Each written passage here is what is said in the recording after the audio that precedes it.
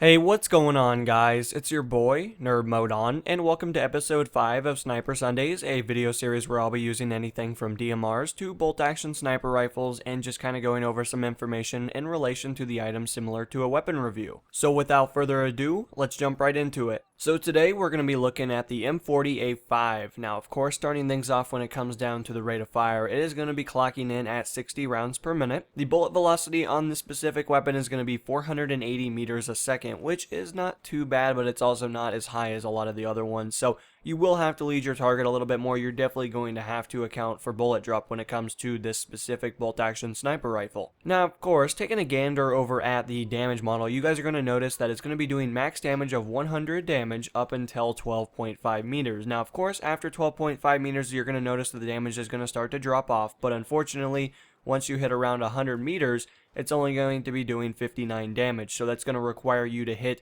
at least 2 times in the body or 1 time in the head still to definitely achieve that one-shot multiplier. So looking at the reload speed as well as the magazine size, you guys will notice that the weapon does happen to have a 10-round magazine plus 1 in the chamber to achieve 11 rounds in total. As well as the reload speeds, you guys will notice that the short reload is 2.7 seconds and the long reload is 4 seconds flat, which isn't too bad in comparison to a lot of the other ones. You usually don't see a ton of deviation there. You might see it by the nearest second or so, but by and large, that's a pretty standard reload, and it's definitely going to be very beneficial as long as you're trying to really stay back or maybe getting a little bit more aggressive. But when it comes down to the main gist of it, I would definitely recommend trying to stay at bay because you don't want to be caught with your pants down, of course. Now, looking at the recoil numbers, you guys will notice that there is really only one definitive number when it comes to bolt-action sniper rifles. Now, of course, looking at the vertical recoil, you guys will notice that it is 0.25, and there is no deviation on the horizontal side. So what's going to end up happening is you're going to have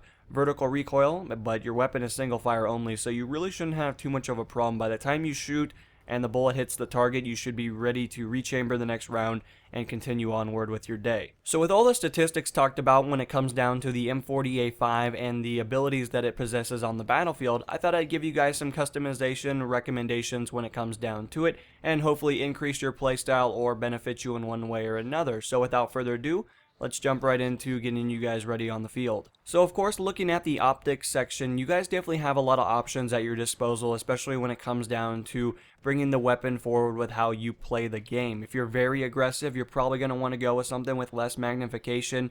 If you really like to sit back and find a good hidey hole and maybe have some brush over your shoulder and definitely laying down in that beautiful grass and definitely trying to play the sniper role, you're probably going to want to use something that has a lot more magnification because it's going to be a little bit easier to see your targets as well as account for bullet drop and everything else that is going to need to be accounted for. But for me personally, I had a ton of luck using the ACOG scope, something that's only a 4 times optic because it allows me to still see the opposition as well as still be aggressive and defensive depending on how I wish to play the game.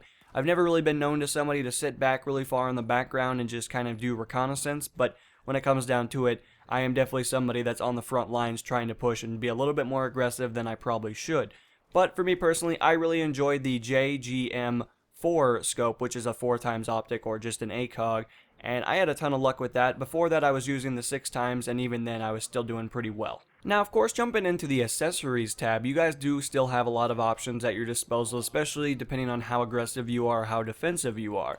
Now, for me personally, I enjoyed going with the green laser sight. I think it added a different flair to the weapon as well as it allowed my hipfire to be a little bit better considering that bolt-action sniper rifles have probably the worst hipfire spread out of all the weapons in the Battlefield series. So definitely trying to minutely increase it is going to be a little bit more successful when it comes down to it, but by and large, the sniper rifles are not a hipfire machine, and you're going to want to try to stray away from doing something of the equivalency or trying that action by itself. Now, of course, if you did go with a higher optic scope, I can definitely recommend going with the variable zoom because it does allow you to increase your zoom capabilities a little bit more, and maybe that might become beneficial, especially in different combat situations. If you like to play very open maps, I imagine having a 14 times optic is probably going to be pretty beneficial, especially if you're trying to lock down a parameter or maybe even a flag by itself. Now, looking at the barrel attachments, there really isn't a whole lot of options that are going to be beneficial for a weapon that is usually high damage.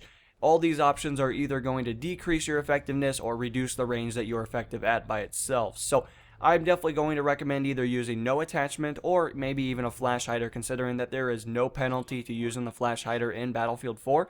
and that might be beneficial, especially for eliminating some of that muzzle flash that does occur when you do shoot your weapon. And finally, looking at the auxiliary tab, I'm going to recommend to you guys a straight pull if you're more of an aggressive player, because it allows you to still rechamber around even when you are zoomed in, which is very effective, especially if you are trying to keep track of a player as well as not try to lose them or have any deviation when it comes to that kind of a field. However, if you are more of a defensive player, you like to be more strategic, maybe you're not as an aggressive player as some of the other people, then that's perfectly fine. Then I could definitely recommend to you the bipod. It's going to make it so your weapon's a lot more stable, and you're going to be able to have a lot better follow-up shots because you're not going to have your weapon swaying around and doing things that you're not wanting. But overall, those would be my recommendations. Of course, you guys can outfit the beautiful paint however you guys so wish, but when it comes down to the main gist of it, guys, I hope you guys enjoyed this week of Sniper Sundays. If you guys have any recommendations for future episodes, or if anything that I can do to improve the episode, please let me know in the comments below. But until then, guys, I will see you guys in the next episode, and this is NMO, and I'm going to be signing out, guys. Peace.